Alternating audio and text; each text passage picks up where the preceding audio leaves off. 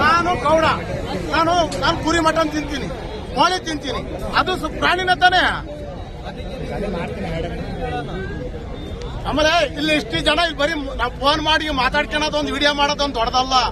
ಎಲ್ಲರಿಗೂ ರೈತರಿಗೆ ಹೊಡ್ತಾ ಬೀಳ್ತಿರೋದು, ಎಕ್ಕಡಿಂದ ಹೋದ್ರು ರೈತಗೆ ಹೊಡ್ತಾ ಬೀಳ್ತಾ ಇರೋದು.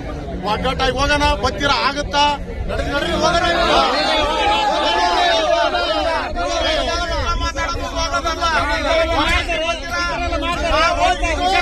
ಹಿಂದೂ ರಾಷ್ಟ್ರ ಮುಸ್ಲಿಮು ಗಾಂಧಿ ನೆಹರು ಮಾಡಿರೋದು, ಹಿಂದೂ ಮುಸ್ಲಿಂ ವಾಸ ಮಾಡಕ್ ಮಾಡಿರೋದು ಗಾಂಧಿ ನೆಹರು ಕಾಲದಲ್ಲಿ ಮಾಡಿರೋದು. ಇದನ್ನ ನಾನು ಹಬ್ಬ ಎಲ್ಲ ಮಾಡೋದು. ಆಫೀಸರ್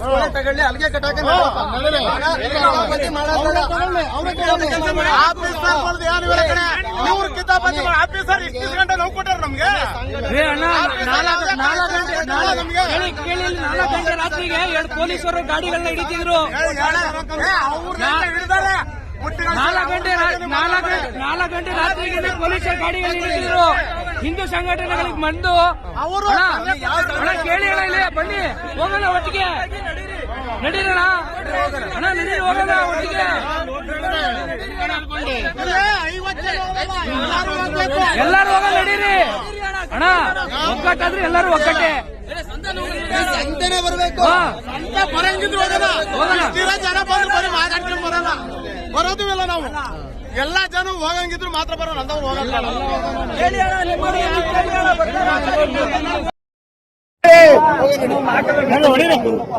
ಯಾರು ಬೇಕಾದ್ರೂ ತಗೊಂಡೋಗಿ ಸಾಕ್ಲಿ ಅಣ್ಣ, ನಮ್ಮ ರೈತರುಗಳಿಗೆ ತಗೊಂಡೋಗಿ. ಪಶ್ಚಿಮ ಬಂಗಾಳದಲ್ಲಿ ಏನಾಯ್ತು ಗೊತ್ತಾ? ಇದೇ ಬಿಜೆಪಿ ಸರ್ಕಾರ ಬಂದು ಮುಲಿಗಡಿಸಿ ಹಾಳು ಮಾಡಿ ಈಗ ಅದೇ ಜನಗಳು ಪಶ್ಚಿಮ ಬಂಗಾಳ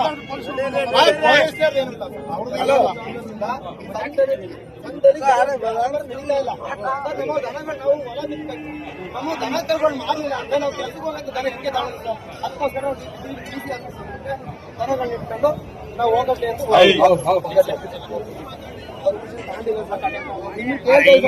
ಅಂತ ಹೇಳ್ತಾರೆ. ಇದಕ್ಕೆ ನೋಡಕ್ಕೆ ಬಂದ್ರೆ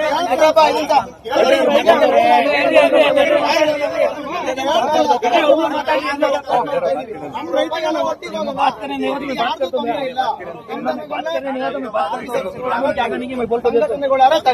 ಯಾರು ತಗೊಳ್ಳಿ, ನಮಗೆ ಬೇಕಾದೇನು? ನಮಗೆ 40,000 ಕೊಡ್ಲಿ, ನಮ್ಗೆ ದುಡ್ಡು ಕೊಡ್ಲಿ, ನಾವು ಬೀಜ ಬಿತ್ತಬೇಕು, ಬೆಳೆ ಬೆಳಿಬೇಕು, ಉಳುಮೆ ಮಾಡಕ್ಕೆ ದನ ತಗೋಬೇಕು. ಇವ್ರು ಹಿಂಗೆ ದನಗಳನ್ನ ತಗೊಳ್ದೆ ಹೋದ್ರೆ ನಮ್ ಜೀವನ ಹೆಂಗ್ ಮಾಡೋದು ಸ್ವಾಮಿ?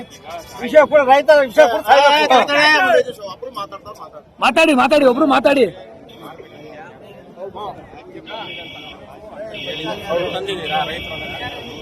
ಆಧಾರ್ ಕಾರ್ಡ್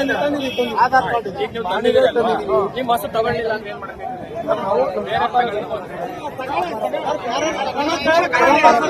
ಈಗ ಜಮೀನು ಪಾಣಿ ತರ್ತೀವಿ, ನಮ್ಗೆ ಏನ್ ಕೊಡಿ, ಏನು ಬೇಡ. ನಮ್ ದನಗಳಿಗೆ ನಮ್ ದನಗಳು ಮಾರಾಟ ಮಾಡೋದು,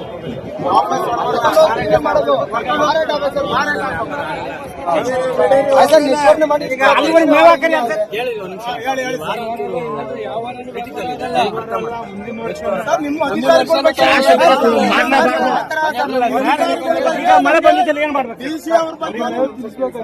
ಹೋದ ವಾರ ಹಿಂಗೆ ದನ ತಂದು ಯಾರು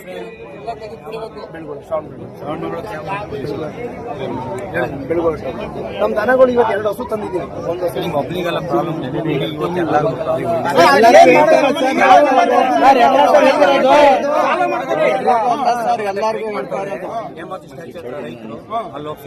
ಅದ್ ಬಿಟ್ಬಿಟ್ಟು ಸಂತೆಯಲ್ಲಿ ಸುಮ್ನೆ ಕ್ರಿಯೇಟ್ ಮಾಡೋದು. ಹೇಮಾವತಿ ಸ್ಟ್ಯಾಚ್ಯೂ ಹತ್ರ 11 ಗಂಟೆ ಸ್ಟ್ರೈಕ್ ಐತೆ, ಹೋಗಿ ಸೇರ್ಕ ಅಲ್ಲಿ ಮಾಡು ಸ್ಟ್ರೈಕ್ ಆಯ್ತಾ? ಸ್ಟ್ರೈಕ್ ಇದ್ರು ಅಲ್ಲೋಗಿ ಸೇರ್ಕ ಅವ್ರ ಜೊತೆ ರೈತ ಸಂಘಟನೆ ಮಾಡ್ತಾವ್ರೆ, ಅವ್ರ ಜೊತೆ ಸೇರ್ಕೊಂಡು ಮಾಡು ಅದ ಅಲ್ವಾ? ಸುಮ್ನೆ ನಮ್ ಸಾಹೇಬ್ ಹೇಳೋರು 11 ಗಂಟೆ ಯಾರು ಏನು ಹೇಮಾವತಿ ಸ್ಟ್ಯಾಚ್ಯೂ ಹತ್ರ ಸ್ಟ್ರೈಕ್ ಐತೆ, ಹೋಗಿ ಸೇರ್ಕ. ಅವ್ರು ಏನೋ ಹೇಳ್ತಾರೆ, ವಿಡಿಯೋ ಹೇಳ್ತಾರೆ, ನೀವು ಮಾತಾಡ್ತೀವಿ. ನಾನು ಗೌಡ, ನಾನು ಕುರಿ ಮಟನ್ ತಿಂತೀನಿ, ಕೋಳಿ ತಿಂತೀನಿ, ಅದು ಪ್ರಾಣಿನ ತಾನೇ. ಆಮೇಲೆ ಇಲ್ಲಿ ಇಷ್ಟು ಜನ ಇಲ್ಲಿ ಬರೀ ನಾವು ಫೋನ್ ಮಾಡಿ ಮಾತಾಡ್ಕೊಳ್ಳೋದು ಒಂದು ವಿಡಿಯೋ ಮಾಡೋದೊಂದು ದೊಡ್ಡದಲ್ಲ. ಎಲ್ಲರಿಗೂ ರೈತರಿಗೆ ಹೊಡ್ತಾ ಬೀಳ್ತಾ ಇರೋದು, ಎಕ್ಕಡಿಂದ ಹೋದ್ರು ರೈತಗೆ ಹೊಡ್ತಾ ಬೀಳ್ತಾ ಇರೋದು. ಒಗ್ಗಟ್ಟಾಗಿ ಹೋಗೋಣ. ಬತ್ತೀರ ಆಗುತ್ತಾ? ನಡ್ರಿ ಹೋಗೋಣ.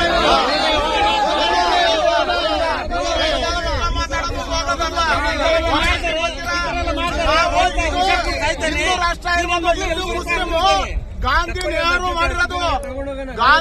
ಮಾಡಿರೋದು ಹಿಂದೂ ಮುಸ್ಲಿಂ ವಾದ ಮಾಡಕ್ ಮಾಡಿರೋದು ಗಾಂಧಿ ನೆಹರು ಕಾಲದಲ್ಲಿ ಮಾಡಿರೋದು ಇದನ್ನ. ನಾನು ಹಬ್ಬ ಎಲ್ಲ ಮಾಡೋದು ಆಫೀಸರ್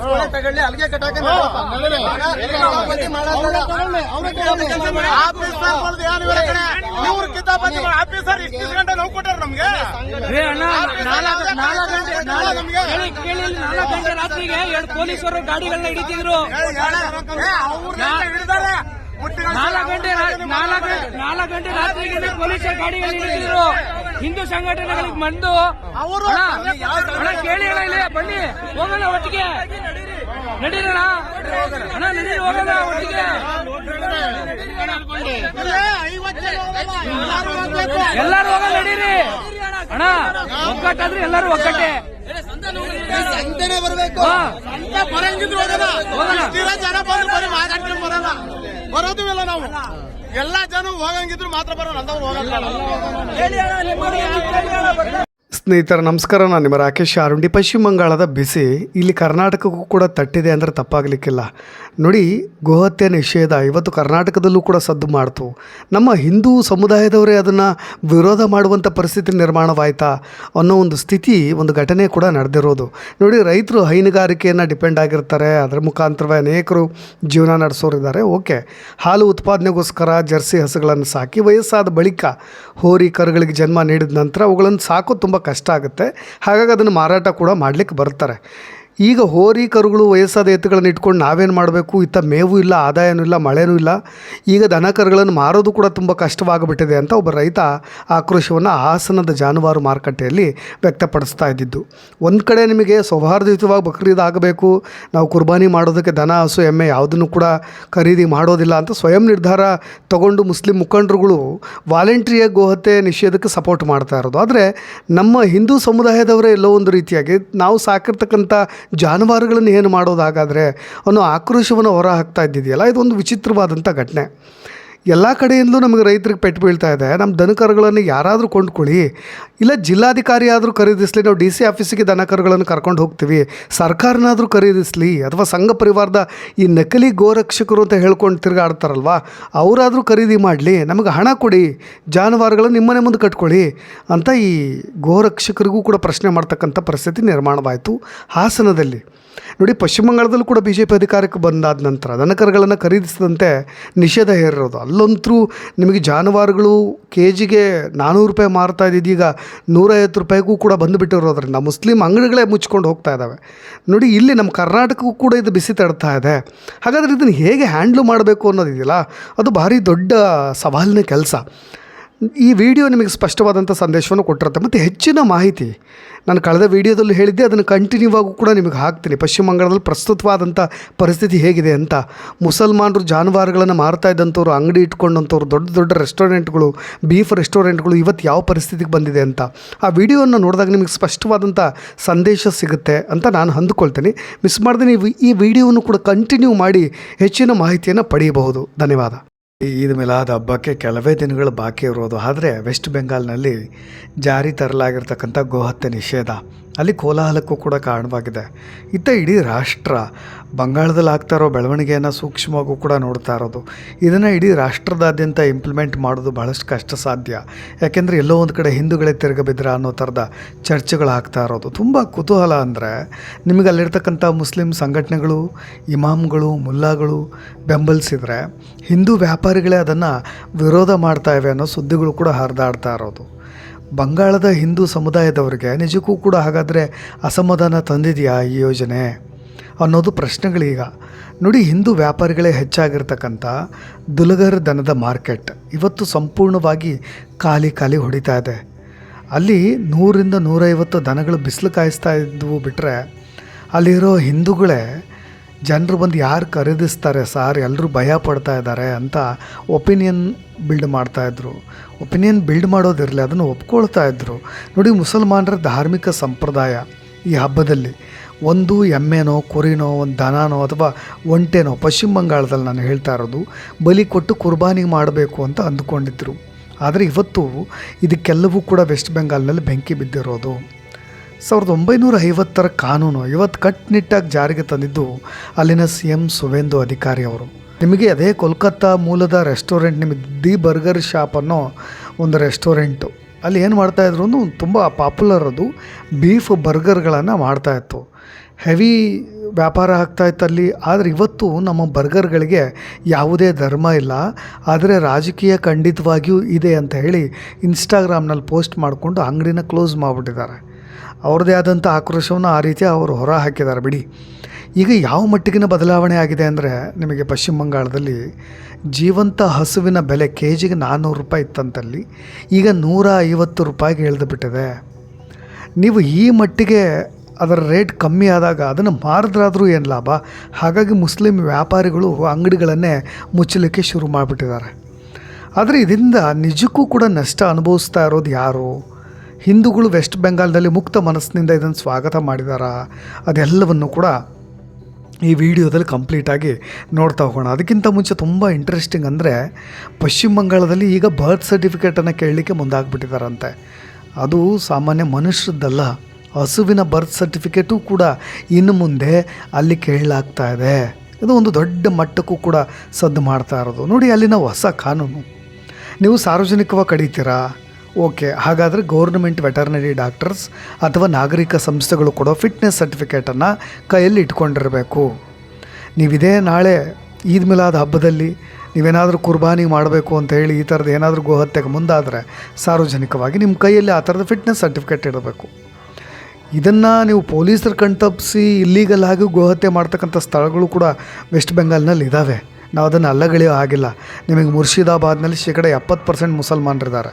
ನಾದಿಯಾ 24 ಪರಗಣ ಅಂತ ಪ್ಲೇಸ್ನಲ್ಲಿ ಇದು ಕಷ್ಟ ಸಾಧ್ಯವಾದರೂ ಕೂಡ ಕಠಿಣವಾಗಿ ಅಲ್ಲೆಲ್ಲ ಜಾರಿ ತರಲಾಗ್ತಾ ಇರೋದು. ನೋಡಿ, ಇಲ್ಲೆಲ್ಲ ಈ ಭಾಗದಲ್ಲೆಲ್ಲ ಕೂಡ ಹೊಸ ಜಾನುವಾರುಗಳನ್ನು ತಂದು ವ್ಯಾಪಾರ ಮಾಡಬೇಕು ಅಂತ ಅಂದರೂ ಕೂಡ ಗೊಡ್ಡ ಹಸುಗಳನ್ನು ಮಾರಬೇಕಾಗಿತ್ತು. ಒಂದು ಅಲ್ಲಿನ ವ್ಯಾಪಾರಿಗಳು ಹೇಳೋದನ್ನು ನಾನಿಲ್ಲಿ ಹೇಳ್ತಾ ಇರೋದು, ನಮಗೆ ಸ್ವಲ್ಪ ಸಮಯ ನೀವು ಕೊಡಬೇಕಿತ್ತು ಅಂತ ಅಲ್ಲಿನ ಲೋಕಲ್ಸ್ ತಮ್ಮ ಅಳಲನ್ನು ತೋಡ್ಕೊಂಡಿರೋದು.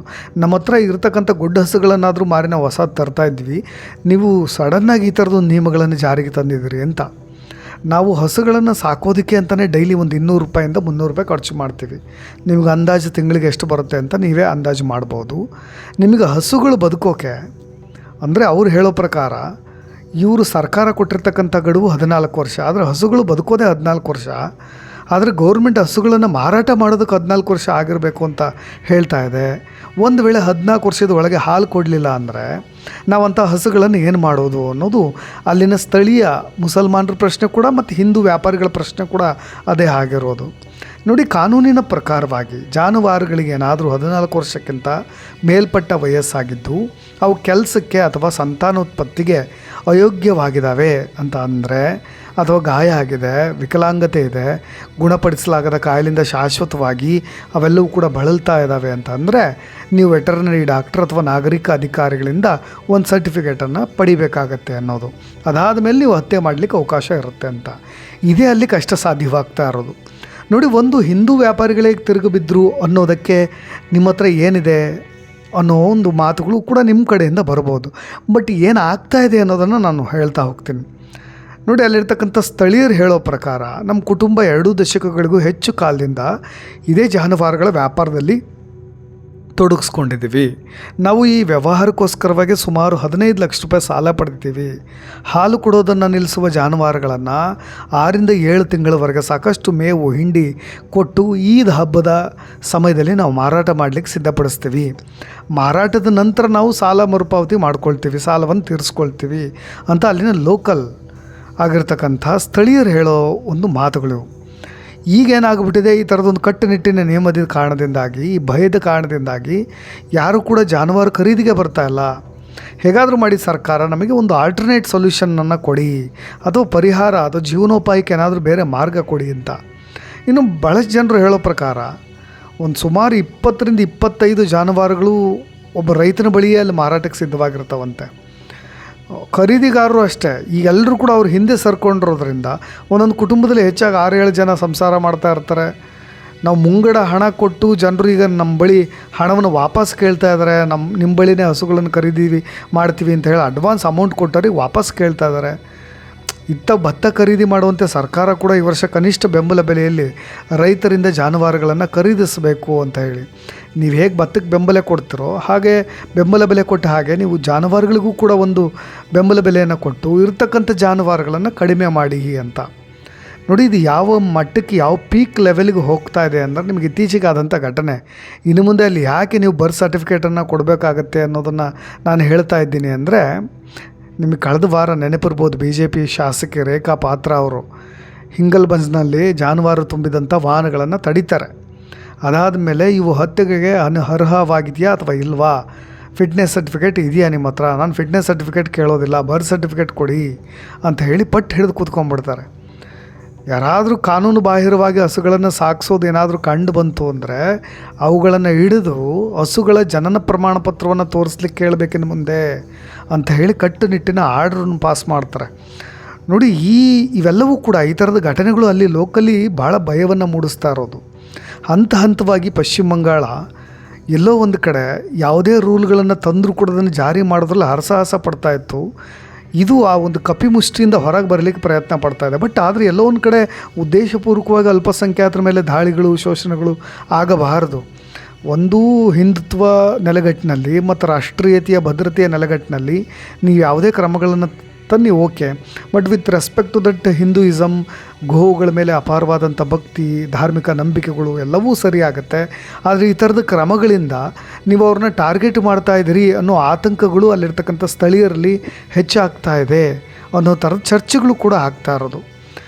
ಒಂದು ಕಡೆ ಇದು ಎಲ್ಲರೂ ಕೂಡ ಅಕ್ಸೆಪ್ಟ್ ಮಾಡಿರೋದು. ಇನ್ನು ಅನೇಕ ಮುಸ್ಲಿಂ ಧರ್ಮಗುರುಗಳು ಕೂಡ, ಸಮುದಾಯದ ಮುಖಂಡರುಗಳು ಕೂಡ ನಾವೆಲ್ಲರೂ ಕೂಡ ಕಾನೂನು ಅವಶ್ಯಕತೆಗಳನ್ನು ಪಾಲಿಸ್ತೀವಿ, ಅಗತ್ಯವಿದ್ದಲ್ಲಿ ಕುರ್ಬಾನಿಗಾಗಿ ಜಾನುವಾರುಗಳ ಬದಲಿಗೆ ಆಡು ಅಥವಾ ಕುರಿಗಳನ್ನು ನಾವು ಸೆಲೆಕ್ಟ್ ಮಾಡ್ಕೊಳ್ತೀವಿ ಅಂತಲೂ ಕೂಡ ಅವರು ಭಕ್ತರಲ್ಲೂ ಕೂಡ ಮನವಿ ಮಾಡ್ಕೊಳ್ತಾ ಇರೋದು. ಇದು ಒಂದು ಬದಲಾವಣೆ, ಒಂದು ಪರಿವರ್ತನೆಯನ್ನು ಕೂಡ ತೋರಿಸ್ತಾ ಇದೆ. ಇನ್ನು ಈ ವಿಷಯದಲ್ಲಿ ನಿಮಗೆ ಹಿಂದುತ್ವ ಪ್ರೇರಿತ ಗೋರಕ್ಷಣೆ ರಾಜಕೀಯವಾಗಿ ಬದಲಾಗ್ತಾ ಇರೋದು ಮತ್ತು ಬಂಗಾಳದಲ್ಲಿ ಗ್ರಾಮೀಣ ಆರ್ಥಿಕತೆಯ ಮೇಲೆ ಪೆಟ್ಟನ್ನು ಕೊಡ್ತಾ ಇರೋದು, ಜಾನುವಾರುಗಳ ಮರು ಮಾರಾಟ ಮತ್ತು ಮರುಬಳಕೆಯ ಬಂಗಾಳದ ಹೈನುಗಾರಿಕೆ ಆರ್ಥಿಕತೆಯಲ್ಲಿ ಬಹಳಷ್ಟು ಆಳವಾಗಿ ಬೇರೂರಿತ್ತು. ಈಗ ಆ ಒಂದು ಆರ್ಥಿಕತೆಗೆ ಎಲ್ಲೋ ಪೆಟ್ಟು ಕೊಡ್ತಾ ಇದೆ ಅನ್ನೋ ಥರದ ಚರ್ಚೆಗಳು ಕೂಡ ಆಗ್ತಾ ಇದ್ದಾವೆ. ನೋಡಿ, ಇದೆಲ್ಲವೂ ಕೂಡ ಬಂಗಾಳದಲ್ಲಿ ತರ್ತಾ ಇರ್ತಕ್ಕಂಥ ಬದಲಾವಣೆಯ ಗಾಳಿ. ಆದರೆ ಇದು ಕಟ್ಟುನಿಟ್ಟಿನ ಜಾರಿ ಕ್ರಮವಾಗಿರ್ಬೋದು. ಆದರೆ ಎಲ್ಲೋ ಒಂದು ಕಡೆ BJP ರಾಜಕೀಯವಾಗಿ ತನ್ನತ್ತ ಸೆಳೆಯೋದಕ್ಕೋಸ್ಕರ ಗ್ರಾಮೀಣ ಭಾಗದಲ್ಲಿ ಹಿಂದೂ ಸಮುದಾಯಗಳಿಗೆ ಭಾರಿ ನಷ್ಟವನ್ನು ಉಂಟು ಮಾಡ್ತಾ ಇದೆಯಾ ಅನ್ನೋ ಆತಂಕವನ್ನು ಕೂಡ ಅನೇಕರು ಹೊರ ಹಾಕ್ತಾ ಇದ್ದಾರೆ. ಹಾಗಾಗಿ ಸಣ್ಣ ರೈತರಿಗೆ ಅಥವಾ ವಯಸ್ಸಾದ ಜಾನುವಾರುಗಳನ್ನು ಮಾರಾಟ ಮಾಡಲಿಕ್ಕೆ ಮತ್ತು ಈ ಒಂದು ಆರ್ಥಿಕ ಚಕ್ರ ಇದೆಯಲ್ಲ, ಅಂದರೆ ಹಸುಗಳನ್ನು ಸಾಕೋದು, 14 ವರ್ಷಗಳ ನಂತರ ಅದನ್ನು ಮಾರಾಟ ಮಾಡೋದು ಅಥವಾ ಕಸಾಯಿಖಾನೆಗಳಿಗೆ ಕೊಡೋದು, ಇದ್ರ ಒಂದು ಸೈಕಲ್ ಇದೆಯಲ್ಲ, ಇದನ್ನು ಸರಿಯಾಗಿ ನಿರ್ವಹಣೆ ಮಾಡ್ತಾ ಇದ್ದಾರಾ ಇಲ್ವಾ ಅನ್ನೋದ್ರ ಮೇಲೆ ಒಂದು ತನಿಖೆ ಆಗಬೇಕಾಗತ್ತೆ ಅನ್ನೋ ಥರದ ಚರ್ಚೆಗಳು ಕೂಡ ಬಂಗಾಳದಲ್ಲಿ ಆಗ್ತಾ ಇರೋದು. ಇದಕ್ಕೆ ಸಂಬಂಧಪಟ್ಟ ಹಾಗೆ ನಿಮ್ಮ ಅಭಿಪ್ರಾಯ ಕೂಡ ಇಂಪಾರ್ಟೆಂಟ್ ಆಗುತ್ತೆ, ಅದನ್ನು ಕೂಡ ತಿಳಿಸ್ಬೋದು ಅಂತ ಹೇಳ್ತಾ ಧನ್ಯವಾದ.